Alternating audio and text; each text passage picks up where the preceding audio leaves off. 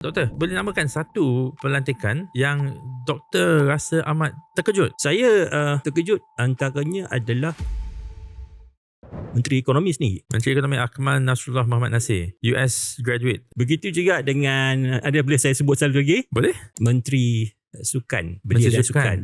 Orang muda juga. Muhammad Taufik Johari. Muhammad Taufik Johari, MP Sungai Petani. MP Sungai Petani. Tapi boleh komen sikit tak tentang dua-dua ni? Akmal Nasrullah ni, beliau sebelum ni adalah Timbalan Menteri. Now dia naik jadi full menteri.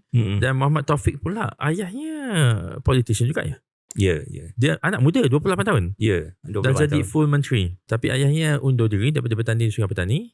Dan dia ambil seat tersebut dan dia menang. Bagi saya inilah antara satu perkara yang mungkin PMX sendiri yang dia nak capture orang muda lah. Orang muda orang muda especially kita tengok macam di Sabah di mana ada 1.6 juta pengundi. 600,000 orang muda. Orang muda. 18 ke atas. Jadi dia nak orang yang muda untuk memahami. Mungkin orang muda yang boleh memahami sebab Menteri Belia dan Sukan dia orang belia lah. Apakah program yang sesuai? Cerita macam mana keperluan untuk menurunkan kadar pengangguran orang muda yang pada sekitar 9 ke 10% berbandingan nasional 3%.